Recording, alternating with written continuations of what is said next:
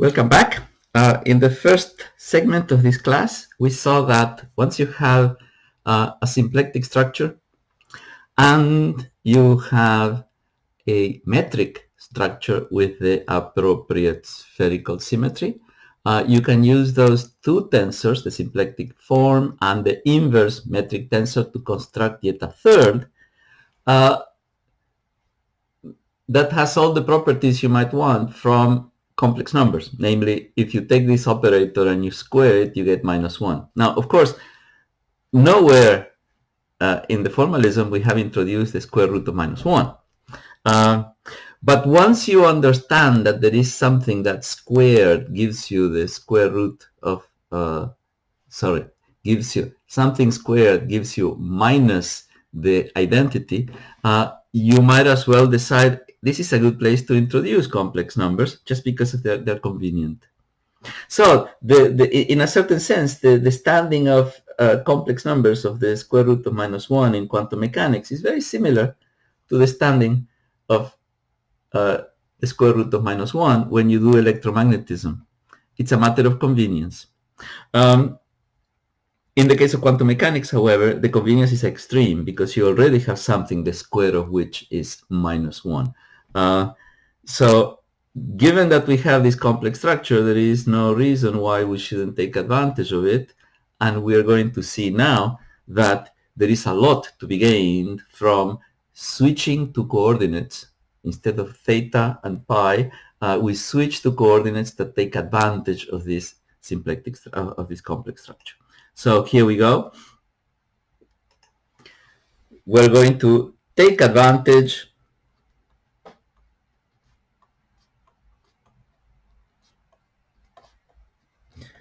of the complex structure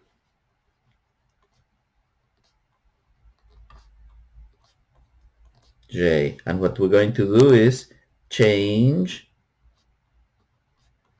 to new coordinates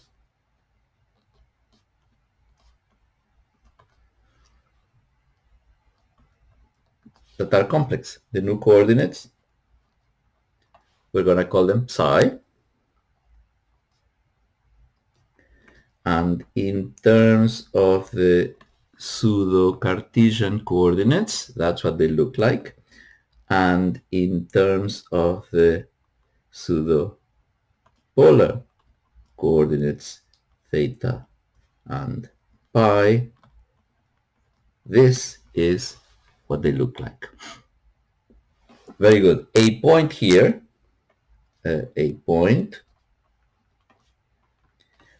in T star S plus 1 will now have coordinates x alpha I transformed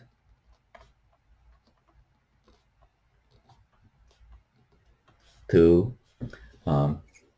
we're going to call them psi mu I. So just like this guy has two components, this guy here is also going to have two components. There is a composite index alpha I that tells you the theta and the pi components.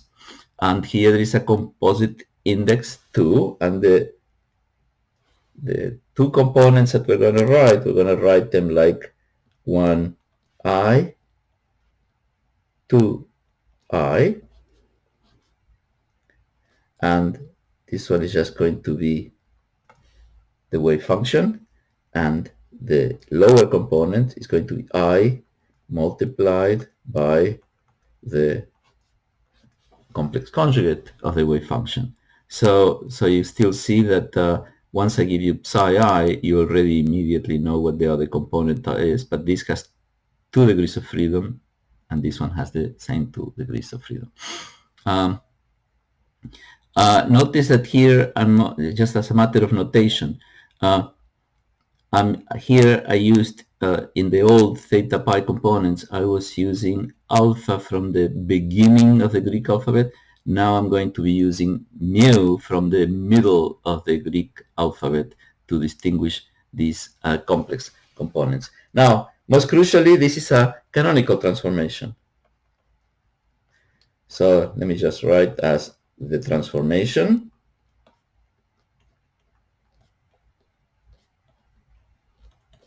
is canonical.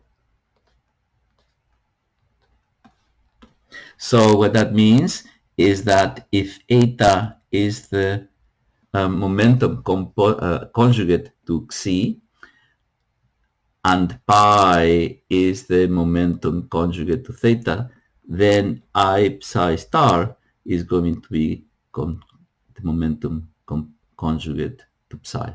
So this is an interesting twist, right?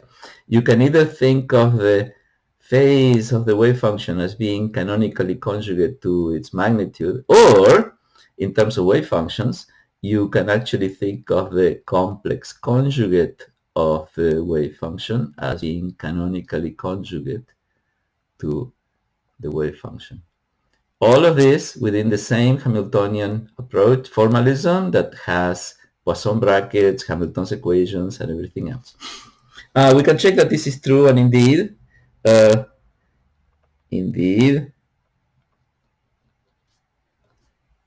if you have two vectors, and this is the lambda, and the other vector is the mu, then with one set of coordinates, you're going to have something like, I'm just going to write it out. The indices get messy, but by repetition, you end up realizing that there is no particular mystery to them. So if we write this out, the lambda, so here are the two vectors, the x beta j, the lambda, and if we write this in terms of theta coordinates, the pi I, the lambda minus the pi I, the lambda, the theta I, the mu. So this is the contraction of the symplectic form on two generic vectors written in pi theta coordinates. Exactly the same thing. If we just take now these coordinates theta and pi, and we transform back to psi, we can rewrite exactly the same thing.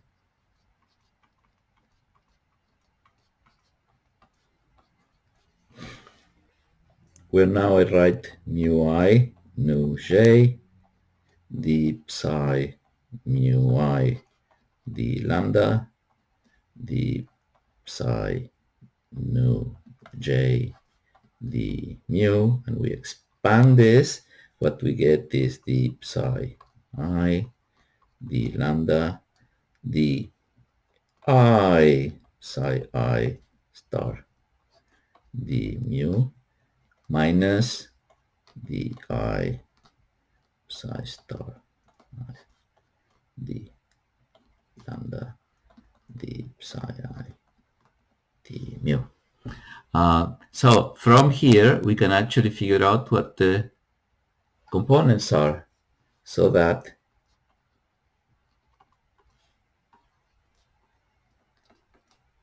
nu j takes the form 0, 1, minus 1, 0, delta ij. So this is what shows that the transformation is canonical. In the old coordinates, the symplectic form had this anti-diagonal form. And in the new coordinates, it's also antisymmetric in the same anti-diagonal form. So it's exactly the same components. Very good.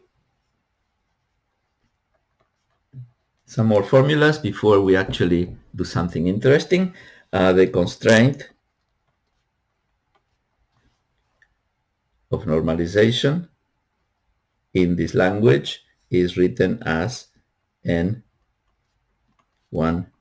minus the sum I equals 1 to n psi star psi, which should not come as a surprise. The corresponding vector that induces a flow, a gauge orbit array is going to be given by these are the components psi I mu I the nu. Don't confuse this nu, which is just a parameter, with that nu, which is an index. There is no real reason to confuse them, but anyway, and then the basis vectors are going to be given by this, and here we're adding over the composite index mu I. And we have these components. This actually can be figured out as being the Poisson bracket of n with n. So what this is n mu I, the components. Now, if we were to integrate this equation, just take this as a differential equation and integrate it, then the vector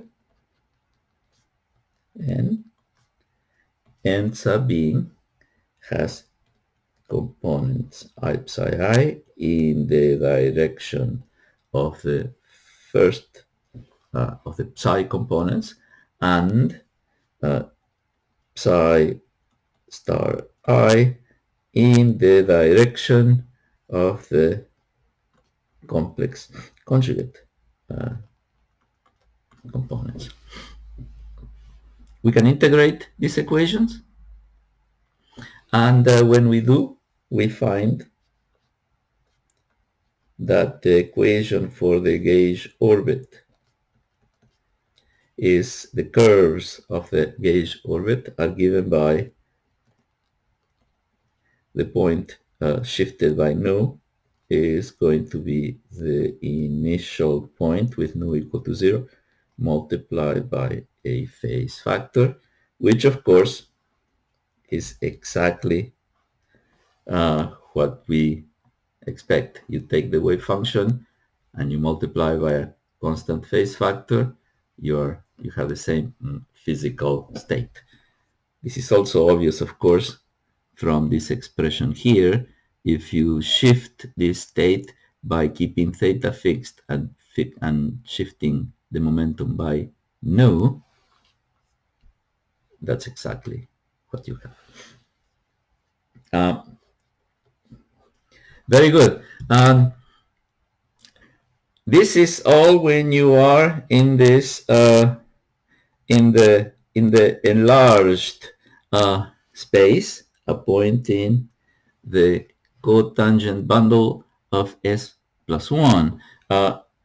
In order to figure out what vectors look like and what the metric is in the actual E-phase space, we may want to consider TGF vectors. We want to have vectors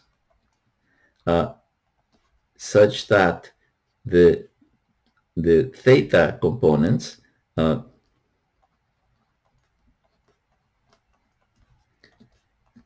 when you add them all up, this is actually equal to 0, and the pi components, when you take the expected value, give you 0. Very good. So those are the TGF conditions on vectors compared to their equivalents. This is the convenient choice of vectors. Very good. What does this condition look like when it transforms to complex coordinates? In complex coordinates, the two, perhaps it's not surprising, that the two real conditions can be given by a single complex condition.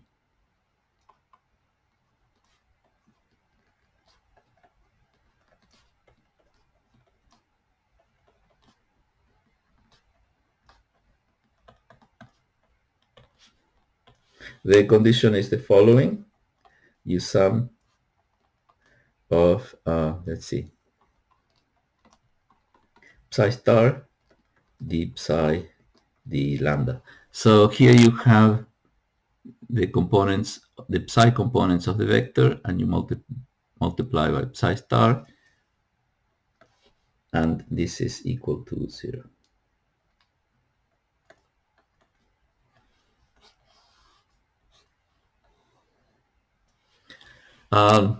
To show that this actually matches those, it's actually fairly easy. I'm not going to do it. I'll just tell you. If you take this equation and you take the complex conjugate, you have two equations. Add them up, it gives you the first condition. Subtract them, it gives you the second condition. So it's actually pretty easy to show that the single complex condition is equivalent to the two real conditions. Finally, the Fubini study metric in these coordinates takes the following very simple form. It's a matter of doing the transformation, just algebra. You get minus 2i, I equals 1 to n, delta psi, and then delta I psi star, and this is summed over all points. So that's what it looks like.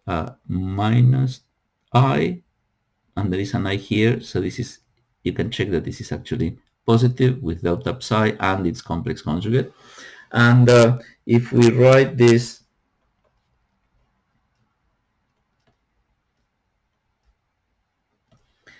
in terms of the components of the metric,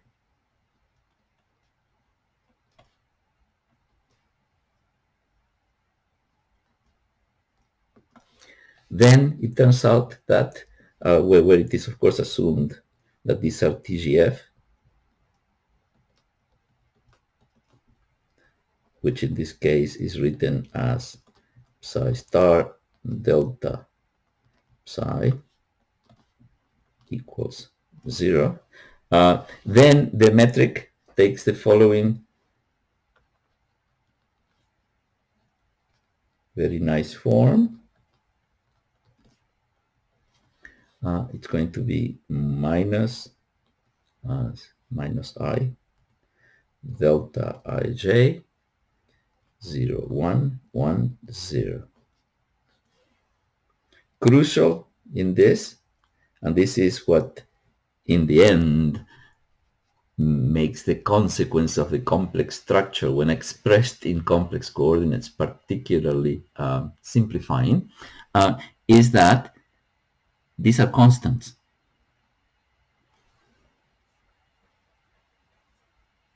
Where am I here? Just like the symplectic form has components that are constant, which makes the analysis of symplectic flows, of Hamiltonian flows, particularly simple, or doable at least. The metric in these complex coordinates also has constant coefficients, which simplifies the analysis tremendously. So when we take the inverse,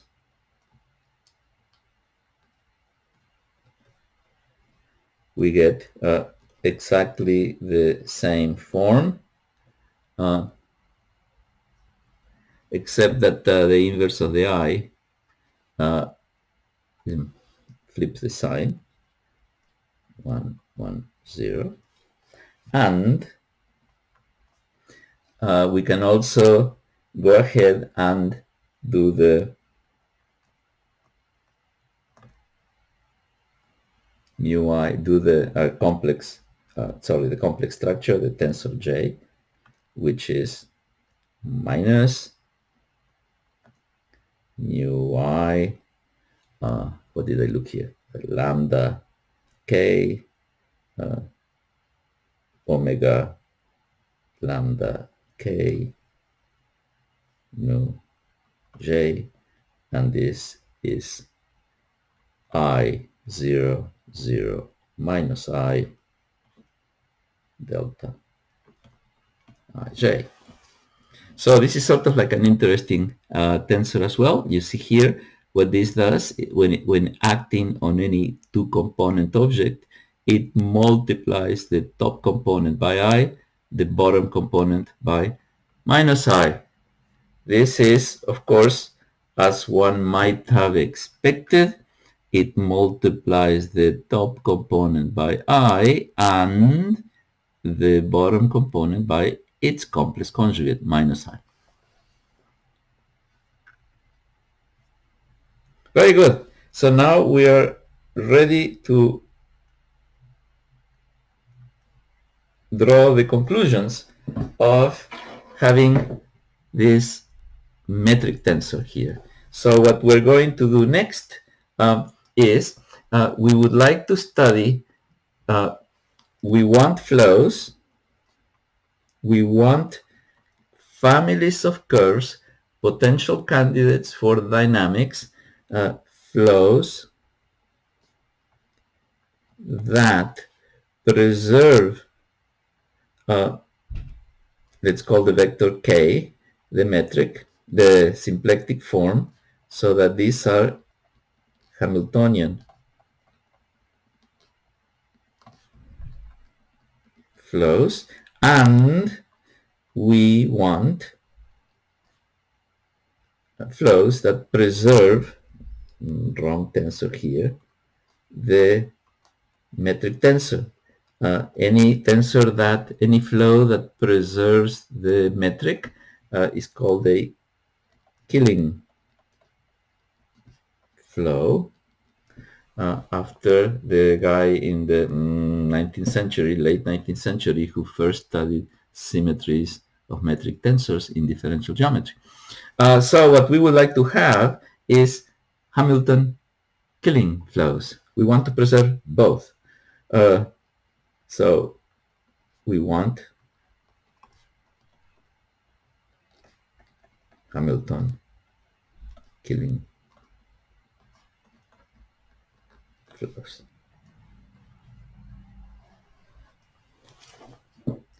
So we know the consequences of the first condition, namely we're going to have Hamilton's equations.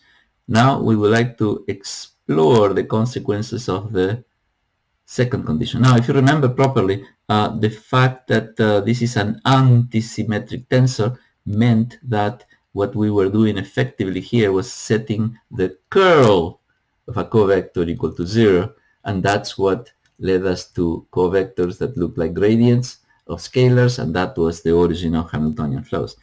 Big difference now is that the metric tensor G is symmetric. So what we're going to do is get something completely different. So here we go. I have to write the equation for the Lie derivative of a tensor. We have done that. So the condition for the vector k,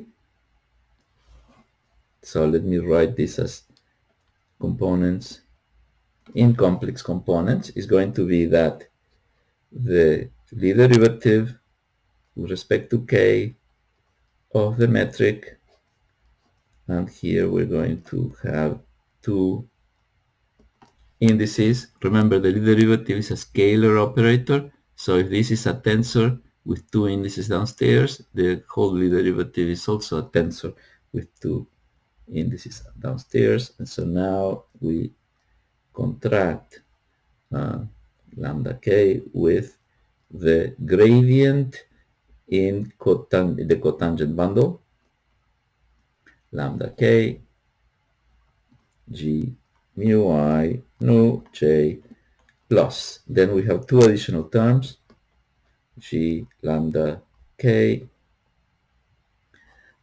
nu j gradient mu I k lambda k plus G mu I lambda K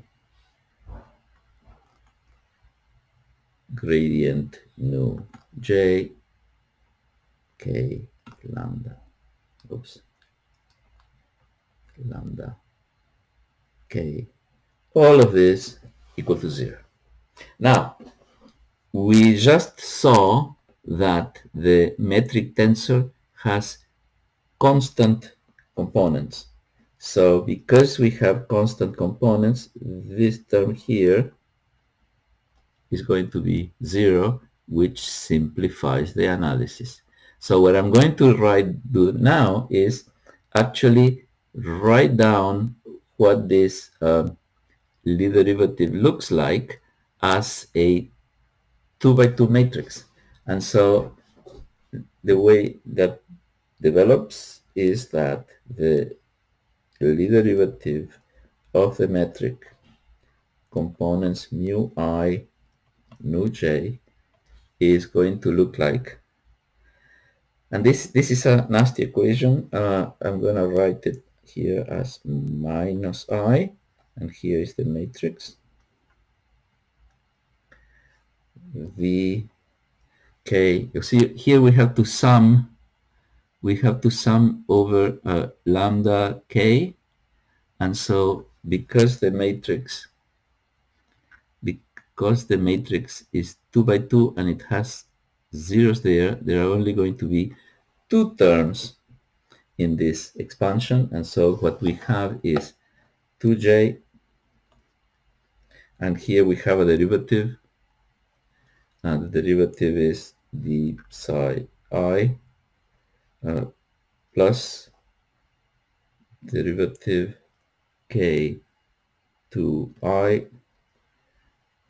v psi j, and here we have another one. Let me separate them by a semicolon so that they don't get mixed. K 1 j d psi I d k 2I d I psi j star. By the way, there is no elegant way to expand this. Just make sure you put the matrix here that has 0, 1, 1, 0, 0, 1, 1, 0. Do the whole thing. It's just manual labor, no neurons involved in this. It just do it carefully, do it slowly. It's the fastest way to get it. Then we have here dk 2j d I psi I star plus dk 1I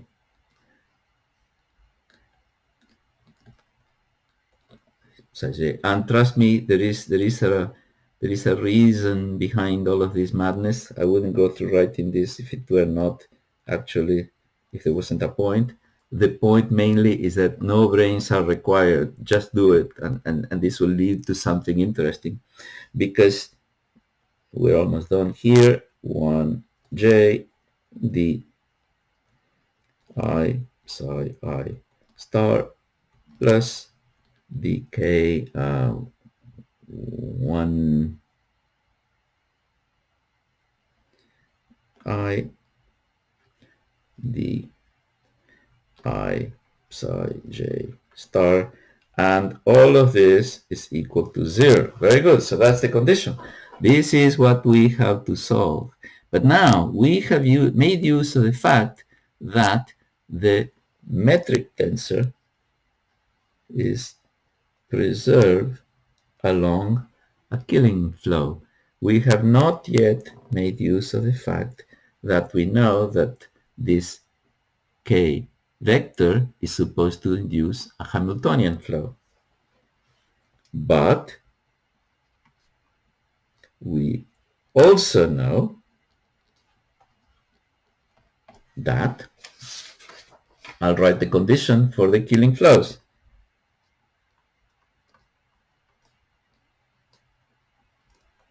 This is going to be the gradient. These are Hamilton's equations. If you have the derivative of psi, this is going to be the derivative of the corresponding Hamiltonian function with respect to the momentum. And the momentum in this case is psi I, complex conjugate, and K2I is equal to the derivative of K with a minus sign with respect to the coordinate. So now what we want to do is we want to substitute those Hamilton equations that we have over there, substitute them back here. And what you see is that, well, K2 involves derivative K2 involves derivative with respect to psi. So this is a double derivative with respect to psi. K2 derivative with respect to psi. So this is going to be a double derivative with respect to psi.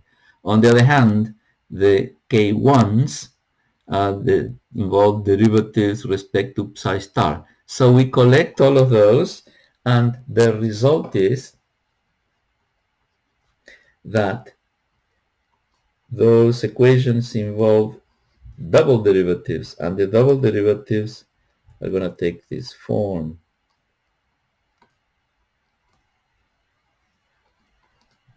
Everything else goes away.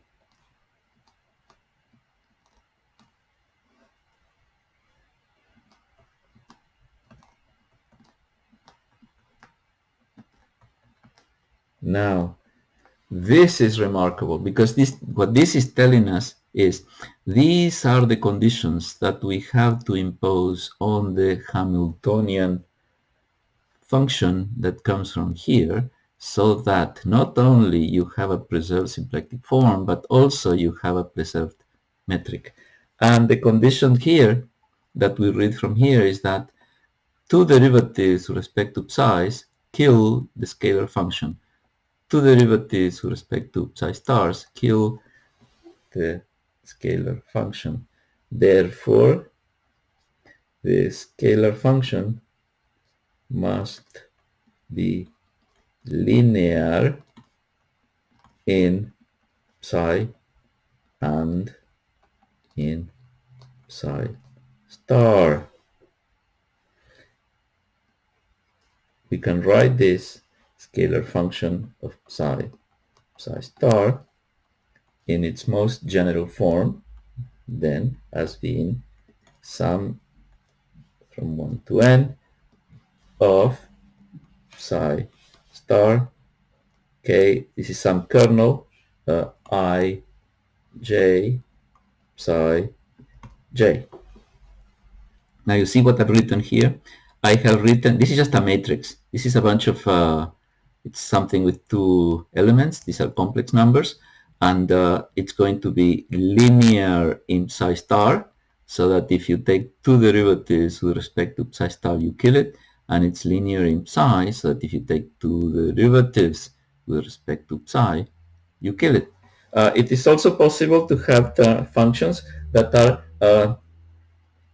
of the following shape. Let me write it here. Plus the sum here is going to be I equals 1 to n, where you have a psi star multiplied by some kernel L. These are just complex numbers, the L's, and or you can have another m set of numbers multiplied here, something like that. That's the most general object that you could possibly write for this guy here. It's at most linear in psi and psi star. However, we can simplify this.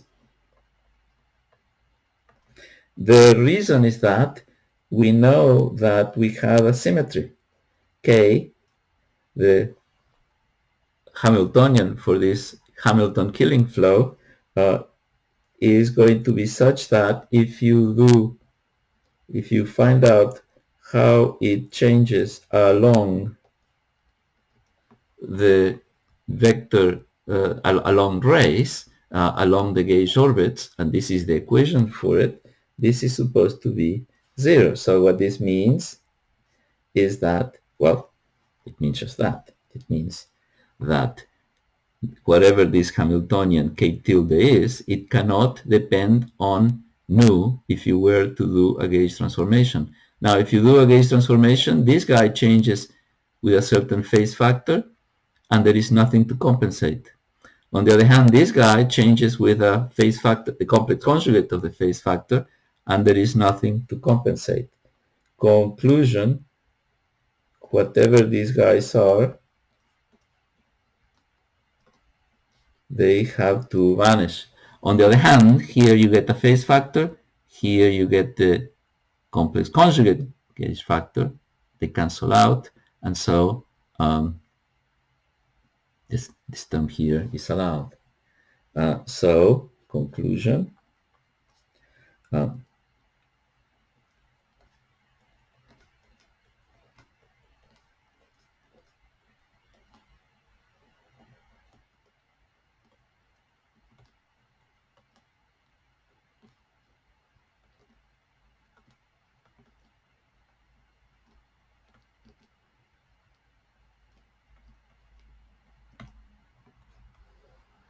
this is the general form of Hamiltonian functions that lead to Hamilton killing flows.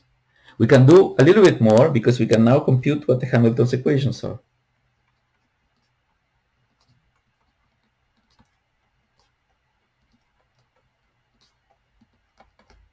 Let's write it out. It's actually pretty simple. This guy here, we're assuming that the parameter along the Hamilton killing flow is given by lambda. This guy here is the K1I, and this is given by Hamilton's equation, derivative with respect to the corresponding momentum, psi, and the corresponding momentum is I psi star.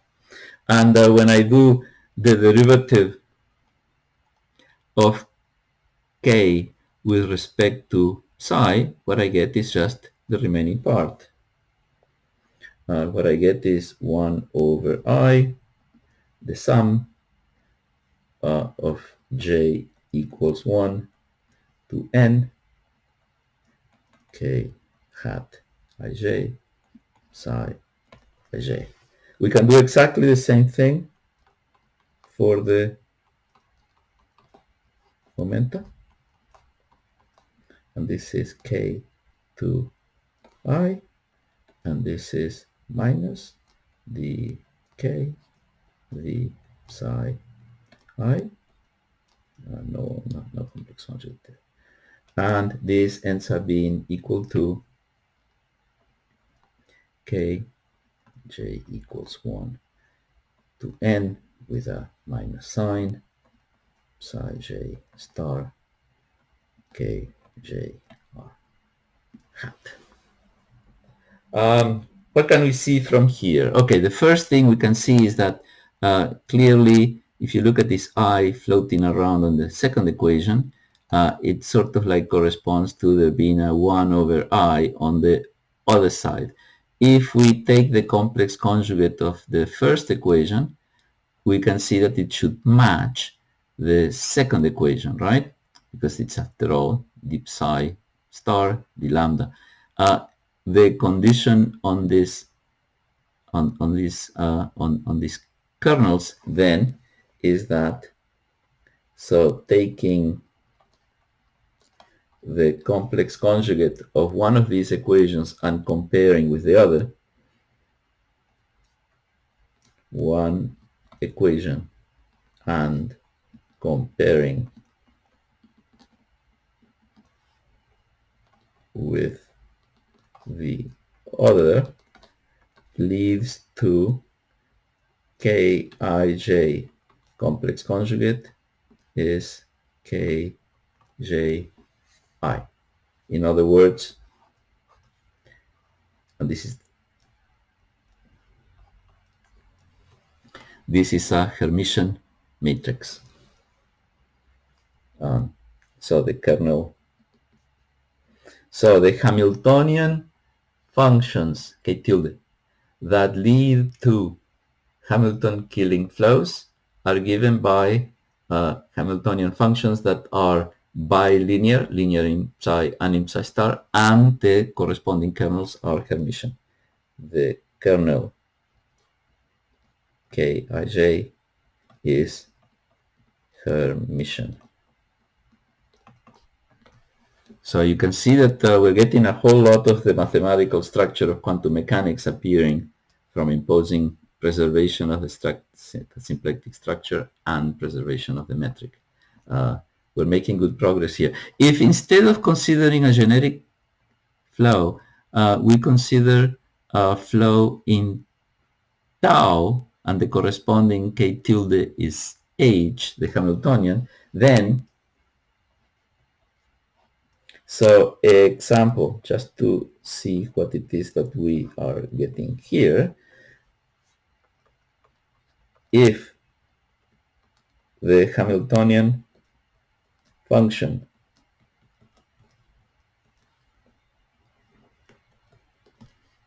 is psi star H, here we have a kernel Ij psi j, then the Hamilton's equations are going to be just, well, we can just write it as being the Poisson bracket, and this is for the psi I d tau.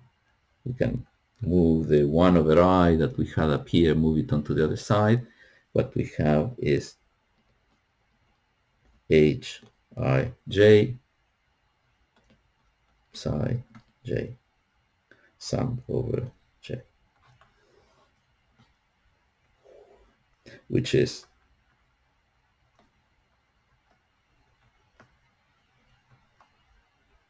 the Schroedinger equation.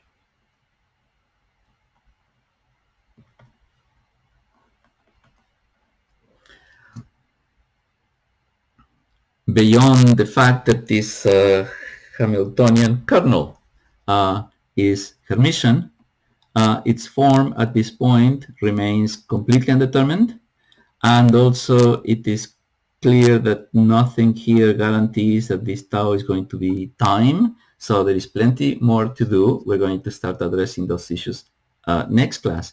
But I want you to be particularly impressed by the fact that the equation that emerges here is linear. The linearity of the Schrödinger equation is a consequence of having imposed the preservation of a symplectic structure and the preservation of a metric structure that incorporates spherical symmetry. Same thing with the complex numbers. Consequences of the same thing. If you ever decide you want to generalize quantum mechanics and find a non-linear version of quantum mechanics, now we know what are the assumptions that you have to violate.